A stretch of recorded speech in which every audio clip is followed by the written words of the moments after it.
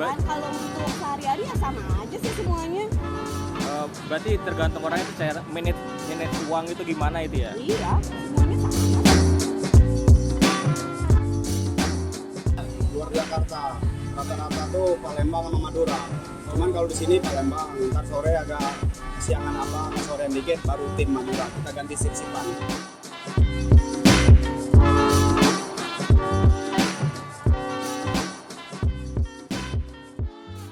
Di Jakarta, siapa yang tidak tahu tentang SCBD? Sebagai pusat terbesar bisnis di Jakarta dan memiliki beberapa banyak karyawan yang tersebar se-Jabodetabek. Hari ini, saya ingin mendengarkan beberapa cerita banyak tentang SCBD dari beberapa orang baru yang saya ketemui. Mulai dari gaya hidup, tren fashion, pekerjaan, dan bagaimana SCBD itu terbentuk dengan sendirinya. Seberapa banyak hal yang terjadi di Jakarta ini sehingga SCBD itu terbentuk dengan sendirinya. Saya David Carlos, ini SCBD. Selamat datang di Lensa Mahasiswa.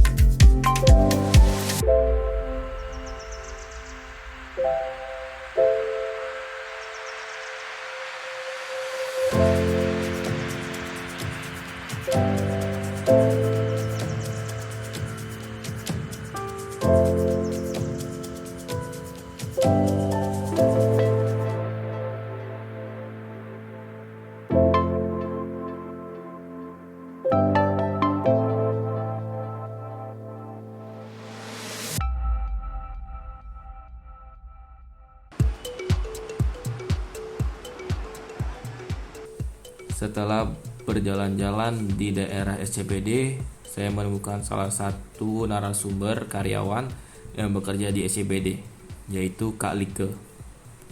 Baik, saat ini saya bersama dengan karyawan dari SCBD, yaitu bernama Kakak Like. Selanjutnya saya ingin bertanya, sebelumnya nih Mbak, Kakak di sini di SCBD itu kerja sebagai apa sih?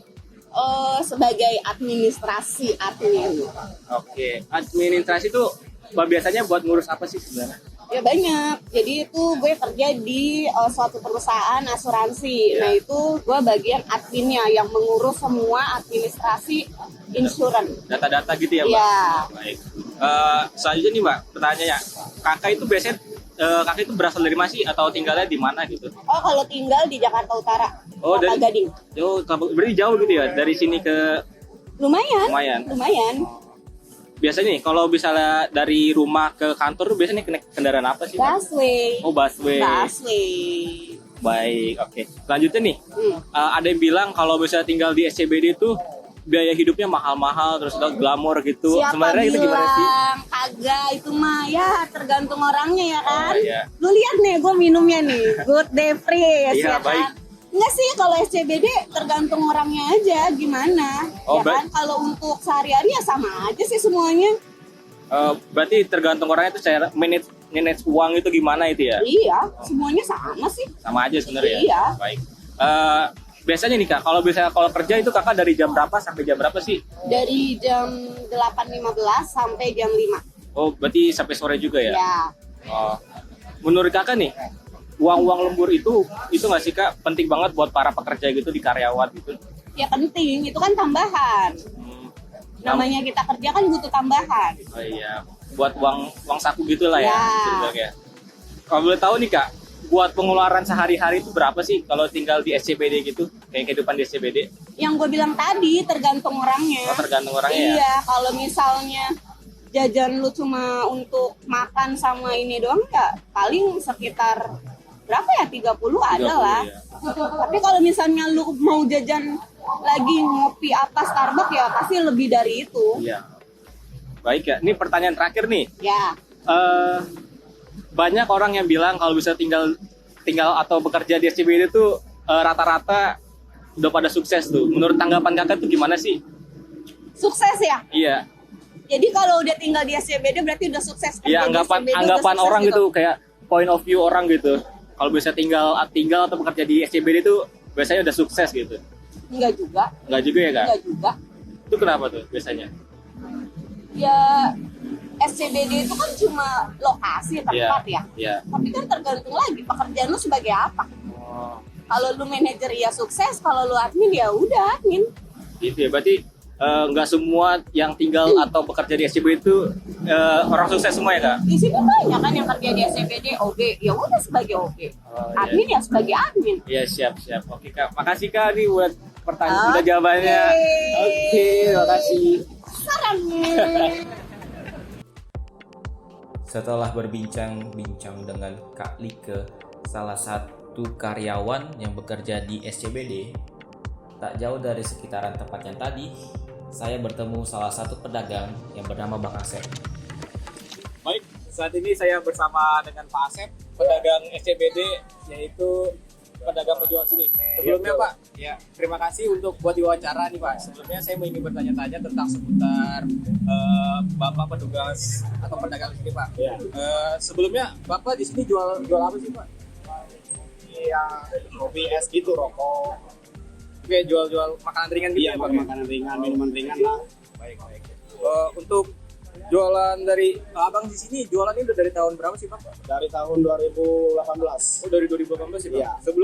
Sebelum 2018 nih Bang, pas masa-masa corona tuh kayak gimana sih Bang? Masa corona ya sempit sih, semua dijagain, harus pakai masker. Ya gitu-gitu aja. Sulit pokoknya jalan pada ditutup ya kan, lockdown juga. Iya, siap. Iya.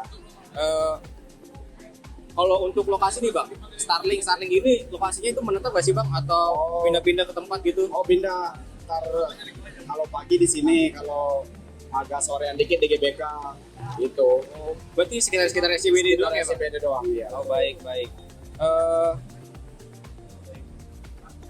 Untuk alasan Abang buat jualan gitu, kenapa sih Bang? Apakah ada hal-hal tertentu gitu?